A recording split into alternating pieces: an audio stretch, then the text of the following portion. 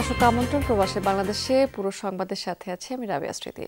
মালয়েশিয়ার ইমিগ্রেশন বিভাগের উদ্যোগে দ্বিতীয় দফায় শুরু হয়েছে অভিবাসী প্রত্যাবাসন কর্মসূচি। এই দেশটিতে অবস্থানরত অবৈধ অভিবাসীদের স্বেচ্ছায় নিজ দেশে ফেরার সুযোগ করে দিতে এই আয়োজনটি। মালয়েশিয়ার ইমিগ্রেশন বিভাগ এক ফেসবুক পোস্টে জানিয়েছে যে প্রথম দিনের কর্মসূচিতে অংশগ্রহণ ছিল অত্যন্ত সন্তোষজনক।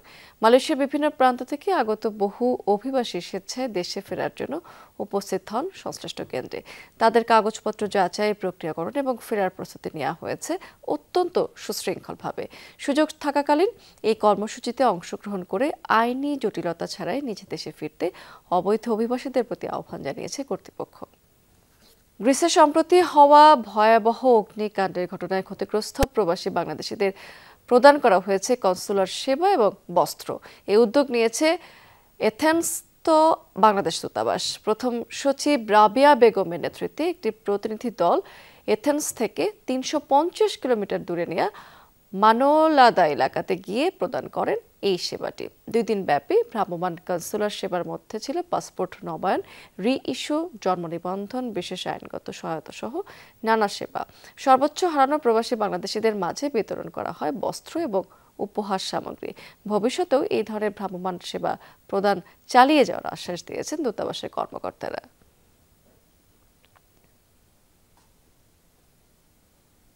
যুক্তরাজ্যে বাংলাদেশি দাতব্য সংগঠন জাই ফাউন্ডেশনের অ্যাম্বাসেডর পল ব্রিস্টো দেশটির ক্যামব্রিজশায়ার কাউন্টির পিটারোবা শহরের মেয়র নির্বাচিত হয়েছেন। রোববার এই উপলক্ষে পিটারোবার পার্ক ক্রেসেন্ট রোডের এক বাগান বাড়িতে সংবর্ধনা অনুষ্ঠানের আয়োজন করেন ফাউন্ডেশনের কর্মকর্তারা। সংবর্ধনা অনুষ্ঠান সঞ্চালনা করেন সেখানে ব্রিটিশ রেডিওর উপস্থাপক কেবলো রোজ। স্বাগত বক্তব্য রাখেন সেখানে যুক্তরাজ্যের বিশিষ্ট ব্যবসায়ী এবং জয় ফাউন্ডেশনের প্রতিষ্ঠাতা জিল্লুর হোসেন। অনুষ্ঠানে অতিথি হিসেবে সেখানে উপস্থিত ছিলেন লেস্টার ইস্ট থেকে নির্বাচিত ব্রিটিশ এমপি শিবানী রাজা এবং বাংলাদেশের প্রবাসী কমিউনিটির গণ্যমান্য ব্যক্তিরা। এছাড়াও অনুষ্ঠানে ভারত, পাকিস্তান সহ বিভিন্ন দেশের কমিউনিটি নেতৃবৃন্দ অংশগ্রহণ করেন। সেখানে অনুষ্ঠানের এক পর্যায়ে পল ব্রিস্টোকে সংবর্ধনা স্মারক তুলে দেওয়া হয়। শেষে কেক কেটে এবং সাংস্কৃতিক অনুষ্ঠানের মধ্য দিয়ে অনুষ্ঠান শেষ করা হয়। পল জাই ফাউন্ডেশন লাগিয়া বাংলাদেশও বা অন্যান্য জায়গা থেকে আমরা লাগে অনেক কাম করছে, যে মেন্টাল হেলথের লাগে আমরা লাগে কাম করে, and he is a great person. So আমি মনে করি যে আমরা বাঙালি সমাজের লাগে কিন্তু হে অনেকগুলো জিনিস করতেছে বা অলওয়েজ আমাদের প্রায়োরিটি দিতে। People have come to celebrate my victory as the Conservative Mayor of Cambridge or Peterborough.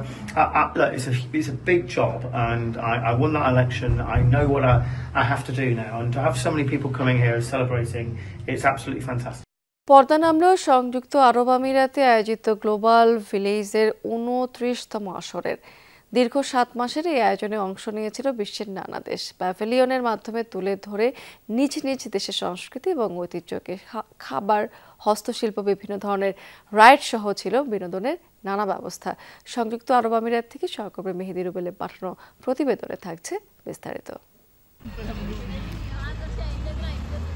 দীর্ঘ 7 মাসের জাঁকজমকপূর্ণ আয়োজন শেষে রবিবার পর্দা নামল দুবাইয়ে আয়োজিত গ্লোবাল ভিলেজের 29তম আসরের। বিশ্বের অন্যতম বড় এই সাংস্কৃতিক উৎসবের এবারের আসর শুরু হয়েছিল 2024 সালের 16 অক্টোবর। এ মৌসুমে গ্লোবাল ভিলেজে অংশ নেয় 75টি দেশের প্রতিনিধিত্বকারী প্যাভিলিয়ন। প্রতিটি দেশের নিজস্ব সংস্কৃতি, খাবার, পোশাক, হস্তশিল্প এবং বিনোদনের নানা উপাদান নিয়ে সাজানো হয় প্যাভিলিয়নগুলো। এছাড়া ছিল নানা ধরনের রাইডস, লাইভ মিউজিক ও পারফরমেন্স শো। গত 6 মাস যাবত আলহামদুলিল্লাহ খুব ভালো কাস্টমার ছিল। গত বছরের তুলনায় এবছর খুব ভালো ছিল। এবারে আয়োজনের মূল আকর্ষণ ছিল রেলওয়ে মার্কেট, ফ্লোটিং মার্কেট বা ভাসমান বাজার এবং ফিয়েস্তা স্ট্রিট, যেখানে দর্শনার্থীরা উপভোগ করেছেন বিভিন্ন স্বাদের আন্তর্জাতিক খাবার। প্রতিটি দেশের প্যাভিলিয়ন তুলে ধরে নিজ নিজ দেশের সংস্কৃতিকে। এবারের আসরে এমন প্রদর্শনী কেন্দ্র ছিল মোট 30টি। তবে প্রবাসী বাংলাদেশিদের আশা পরবর্তী আসরে যুক্ত হবে বাংলাদেশের নিজস্ব প্যাভিলিয়ন। যদি বাংলাদেশি আজকে নিজস্ব প্যাভিলিয়ন থাকতো এবং বাংলাদেশি পণ্য সেখানে উপস্থাপন করা হতো, তাহলে বাংলাদেশের পরিচিতি এবং বাংলাদেশের বাণিজ্যিক সম্প্রসারণ হতো। দুর্ভাগ্যের বিষয় আজকে 13-14 বছর আমরা এখানে বাংলাদেশের কোনো প্যাভিলিয়ন দেখতে পাইনি। আমাদের এত পণ্য, এত কিছু সারা বিশ্বব্যাপী দাপিয়ে বেড়াচ্ছে, বাট এই বাণিজ্যিক মার্কেটে আমরা সেল করতে পারিনি। এবার টিকিটের মূল্যেও ছিল কিছুটা পরিবর্তন। সাপ্তাহিক কর্মদিবসে টিকিটের দাম 25 দিরহাম হলেও ছুটির দিনগুলোতে তা বেড়ে হয় 30 দিরহাম। তবে 3 বছরের নিচের শিশু, 65 বছরের বেশি বয়সী এবং বিশেষ চাহিদা সম্পন্ন দর্শকদের জন্য প্রবেশ ছিল একদম বিনামূল্যে। অনেক বছর পর বাংলাদেশের অংশগ্রহণ থাকলেও তা ছিল বেসরকারি উদ্যোগে। দুবাইয়ে বসবাসরত প্রবাসী বাংলাদেশিদের আশা, গ্লোবাল ভিলেজের পরবর্তী আয়োজনে বাংলাদেশের অংশগ্রহণে থাকবে সরকারি সহায়তা। রেজওয়ানা সাইমা, যমুনা নিউজ। জাপানের সাইতামা শহরের মিসাতো খেলার মাঠে জাপান বাংলা ক্রিকেট লিগ 2025 আয়োজিত হয়েছে। মোট 4টি দল এই টুর্নামেন্টে অংশ নিয়েছে, যার মধ্যে মাতসুদো ইয়ং স্টার দলে নাজিমুদ্দিন, ইনোচিস স্পোর্টিং ক্লাবে তায়েফ রহমান, টোকিও রাইডার্সে বাজওয়ান এবং দ্য হান্টার্স 11 দলের নেতৃত্ব দেন ফয়সাল। টুর্নামেন্ট শেষে জাপান বিএনপির সভাপতি রেজা মীর, বাংলাদেশ স্টুডেন্টস সাপোর্ট অ্যাসোসিয়েশনের উপদেষ্টা শেখ আলিমুজ্জামান, জাকির জোয়ারদার এবং তুহিন আহমেদ চ্যাম্পিয়ন এবং রানার আপ দলকে পুরস্কার তুলে দেন। প্রবাসী শিক্ষার্থীদের মধ্যে উৎসাহ তৈরির উদ্দেশ্যে এই টুর্নামেন্ট আয়োজন করা হয়েছে বলে জানিয়েছেন আয়োজকরা। সবচেয়ে কম সময়ে সর্বকনিষ্ঠ হিসেবে সমুদ্রপৃষ্ঠ থেকে পদযাত্রা করে এভারেস্ট জয়ের বিশ্ব রেকর্ড গড়লেন পর্বতারোহী ইকরামুল হাসান শাকিল। ইকরামুল হাসান শাকিল 25 ফেব্রুয়ারি C2 সামিট কক্সবাজারের ইনানি সমুদ্র সৈকত থেকে শুরু করেছিলেন। 90 দিনের মধ্যে C2 সামিট জয়ের লক্ষ্য নিয়েই অভিযান শুরু করেছিলেন তিনি, কিন্তু 6 দিন কম সময়ে 84 দিনে কক্সবাজার থেকে পায়ে হেঁটে এভারেস্টের চূড়ায় পৌঁছান শাকিল। যাত্রাপথে বাংলাদেশ, ভারত এবং নেপালের প্রায় 1300 কিলোমিটার দীর্ঘ এবং দুর্গম পথ পাড়ি দিয়ে এভারেস্টের 29,031 ফুট উঁচু চূড়ায় উঠে বিশ্ব রেকর্ড গড়লেন তিনি।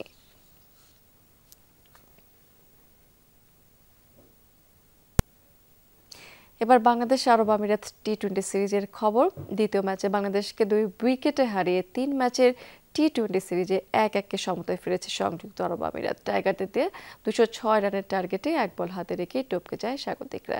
প্রবাসী বাংলাদেশিদের জীবিকার খোঁজে পাড়ি জমান মধ্যপ্রাচ্যের দেশ কুয়েতে। তবে দেশটির জটিল ভিসা নীতি সম্পর্কে ধারণা না থাকায় বিদেশে গিয়ে বিপাকে পড়েন অনেক বাংলাদেশি।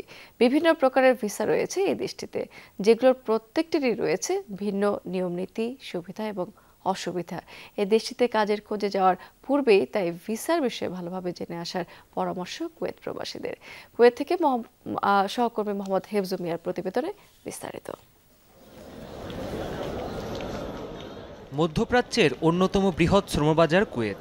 উন্নত জীবন আর অর্থ উপার্জনের আশায় অনেক বাংলাদেশী পাড়ি জমান দেশটিতে। দিনরাত কষ্ট করে উপার্জিত অর্থের একাংশ দেশে পাঠান। সমৃদ্ধ হয় দেশের অর্থনীতি। কুয়েতে আকামা, খাদেম, শৌন, আকুদ হুকুমি, আহেলি ও মাজরা সহ বিভিন্ন ধরনের ভিসা চালু রয়েছে। প্রতিটি ভিসার কাজের ধরন ও বেতন কাঠামো ভিন্ন। রয়েছে নানান ধরনের নিয়মনীতি। তবে এসব ভিসার বিষয়ে সঠিক ধারণা না থাকায় বিপাকে পড়েন অনেক প্রবাসী বাংলাদেশি। বিভিন্ন প্রকার ভিসার মধ্যে বিশেষ সুবিধা মেলে আহেলি ভিসায়। বিশেষ করে প্রাইভেট কোম্পানিগুলোতে কাজের ক্ষেত্রে এ ভিসা দিয়ে থাকে দেশটির সরকার। এ ভিসার মাধ্যমে কুয়েতে আসার 1 বছর হলেই যে কোনো কোম্পানি বা প্রতিষ্ঠান পরিবর্তন করা যায়। দেশের থেকে আসলে যাচাই বাছাই করে আসা উচিত। 2টা ভিসা, যেহেতু একটা আকদ, একটা আহালি। আহালিটা যে কোনো জায়গায় ট্রান্সফার করা যায়, যে কোনো জায়গায় চাকরি করা সম্ভব। আকামা ট্রান্সফার করা। আমি অভিজ্ঞ, কিন্তু আমি একটি দোকান চালাইতে পারি না, কারণ আমার ভিসা ট্রান্সফার হয় না। আমার ভিসা এইখানে দোকানে লাগে না, কারণ আকদ সিস্টেমটা অনেক ঝামেলা একটা সিস্টেম। খাদেম ও সোমসহ বিভিন্ন ভিসার নিয়মনীতি তুলনামূলক কঠিন হয়ে থাকে। এসব ভিসার অর্থায়ন মূলত ব্যক্তি বা সরকার করে থাকে, তাই সহজেই পরিবর্তন করা যায় না কাজের ক্ষেত্র। দীর্ঘদিন ধরে কাজের দক্ষতা সত্ত্বেও বছরের পর বছর থাকতে হয় একই প্রতিষ্ঠানে। আমরা যারাই আসবো কুয়েতে, আমরা মূলত এই ধরনগুলো এবং আমাদের এগুলা জানিয়ে শুনে আসার চেষ্টা করবো বাংলাদেশে। আমরা এটা মনে হয় আমাদের সবার জন্য উত্তম হবে। না জানি আসার কারণে আমরা এখানে আসি, অনেক ধরনের বিপদে বা বিপাকে পড়া হয়। কুয়েত প্রবাসীদের অনেকেই দেশটিতে আসার পর এসব নিয়ে বিপাকে পড়ে থাকেন। তাই কাজ পাওয়ার আশায় দেশটিতে পাড়ি জমানোর আগে বিভিন্ন ভিসা সম্বন্ধে বিস্তারিত জেনে নেওয়ার পরামর্শ কুয়েত প্রবাসীদের। প্রাণপ্রতিম কুণ্ডু, যমুনা নিউজ। ভারতের পশ্চিমবঙ্গের উত্তর 24 পরগনা থেকে গ্রেফতার আওয়ামী লীগের 3 জন নেতাকর্মীকে কারাগারে পাঠানো হয়েছে। রোববার ব্যারাকপুর মহকুমা আদালতে তোলা হয় তাদের 3 জনকে। পরে তাদের কারাগারে পাঠানোর আদেশ দেন আদালত। এর 5 দিন আগে বিভিন্ন এলাকাতে অভিযান চালিয়ে তাদের গ্রেফতার করে রহরা থানা পুলিশ। পরে ফরেনার্স আইনে মামলা করা হয় তাদের বিরুদ্ধে। গ্রেফতারকৃতদের মধ্যে মজনু গাজী এবং কামাল শেখ খুলনার বাসিন্দা। তবে গ্রেফতার মেহেদী হাসানের বাড়ির ঠিকানা এখনো পর্যন্ত জানা যায়নি। কামাল শেখ জানান তিনি খুলনা বেতকাশির ইউনিয়ন যুবলীগের সচিব ছিলেন। বাকি দুজনও আওয়ামী লীগের রাজনীতির সাথে জড়িত বলে স্বীকারোক্তি দিয়েছেন পুলিশের কাছে। পট পরিবর্তনের পর 8ই আগস্ট থেকে ভারতে আত্মগোপনে ছিলেন তারা। ইউক্রেনের যুদ্ধবিরতির বিষয়ে মার্কিন প্রেসিডেন্ট ডোনাল্ড ট্রাম্প এবং রাশিয়ার প্রেসিডেন্ট ভ্লাদিমির পুতিনের মধ্যে ফোন কলে আলোচনা করা হয়েছে। টানা 2 ঘন্টা ধরে হোয়াইট হাউস এবং ক্রেমলিনের মধ্যে হয় এই আলোচনা। এই আলোচনাকে গঠনমূলক বলে উল্লেখ করেছে উভয় দেশের নেতারা। তবে যুদ্ধ বন্ধে আসেনি চূড়ান্ত কোনো সমাধান এখনো পর্যন্ত। ট্রাম্পের আশ্বাস এই লক্ষ্যে খুব দ্রুতই আলোচনায় বসবে মস্কো কিয়েভ। এ বিষয়ে রুশ প্রেসিডেন্ট ভ্লাদিমির পুতিনও দিয়েছেন ইতিবাচক ইঙ্গিত।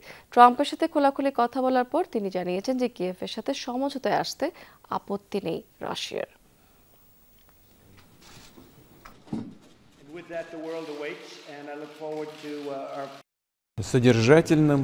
রাশিয়া ইউক্রেন সংকটের শান্তিপূর্ণ সমাধানে আগ্রহী। এখন সবচেয়ে কার্যকর উপায়টি নির্ধারণ করা বাকি। আমরা যুক্তরাষ্ট্রের প্রেসিডেন্টের সঙ্গে একমত হয়েছি। রাশিয়া একটি সম্ভাব্য ভবিষ্যৎ শান্তি চুক্তি নিয়ে ইউক্রেনের সাথে আলোচনায় বসতে চায়। তাদেরকে একটি স্মারক প্রস্তাব দিতে এবং এ বিষয়ে কাজ করতে রাশিয়া প্রস্তুত। ডিসেম্বরের মধ্যেই অন্তর্বর্তীকালীন সরকারের কাছে নির্বাচনের দাবি জানিয়েছেন বিএনপির ভারপ্রাপ্ত চেয়ারম্যান তারেক রহমান। রোববার লন্ডনে এক ক্রীড়া অনুষ্ঠানের প্রধান অতিথির বক্তব্যে এই দাবি জানিয়েছেন তিনি। আয়োজনে বাংলাদেশের গণতান্ত্রিক আন্দোলনে বিএনপির বহু নেতাকর্মীর মৃত্যুর বিষয়টি তুলে ধরে দলটির অবদান নিয়েও কথা বলেছেন তারেক রহমান। একই সাথে দেশের ক্রীড়াঙ্গনের ভবিষ্যৎ পরিকল্পনা নিয়েও মন্তব্য করেছেন তিনি। সেন্ট্রাল লন্ডনের এক হোটেলে আয়োজিত হয় Arafat Rahman cocoa Memorial cricket টুর্নামেন্টের পুরস্কার বিতরণী অনুষ্ঠান। সেখানে প্রধান অতিথির বক্তব্য রাখেন বিএনপির ভারপ্রাপ্ত চেয়ারম্যান তারেক রহমান। 20 মিনিটের বক্তব্য জুড়ে ছিল বাংলাদেশের ক্রীড়াঙ্গন নিয়ে নানা ভবিষ্যৎ পরিকল্পনা। তারেক রহমান বলেন, বিএনপি ক্ষমতায় গেলে স্কুলের সিলেবাস ঢেলে সাজানো হবে। স্কুল হান্টের মাধ্যমে খেলোয়াড় তৈরি এবং ঢাকায় 2টি ওয়ার্ড মিলে একটি মাঠ তৈরি করা হবে।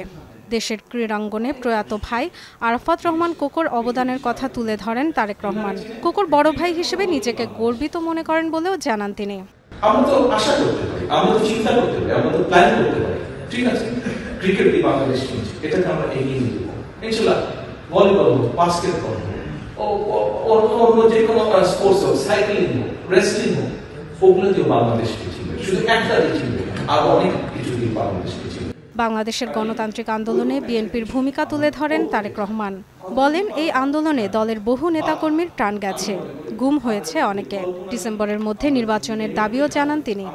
আগামী দিনে বিএনপি সরকার গঠন করতে পারলে, ধরেন আমরা যে ডিসেম্বরের মধ্যে নির্বাচন দাবি করছি, ডিসেম্বরে যদি নির্বাচন ইনশাআল্লাহ হয়, এই সরকার এই ইন্টারিম গভর্নমেন্ট নির্বাচন দিলে পরে, অথবা যেই টাইমে তারা বলছে, যদিও আমরা চাইছি ডিসেম্বরের মধ্যে নির্বাচন হয়ে যাবে। তারেক রহমান বলেন, রাজনৈতিক অধিকার প্রতিষ্ঠার মাধ্যমে বিএনপি এমন একটি সরকার গঠন করবে যারা মানুষের কল্যাণে কাজ করবে। ডরথি দাসরিন, যমুনা নিউজ। দর্শক, এই ছিল প্রবাসী বাংলাদেশের আজকের আয়োজন। এতক্ষণ সঙ্গে থাকার জন্য ধন্যবাদ আপনাদের সবাইকে।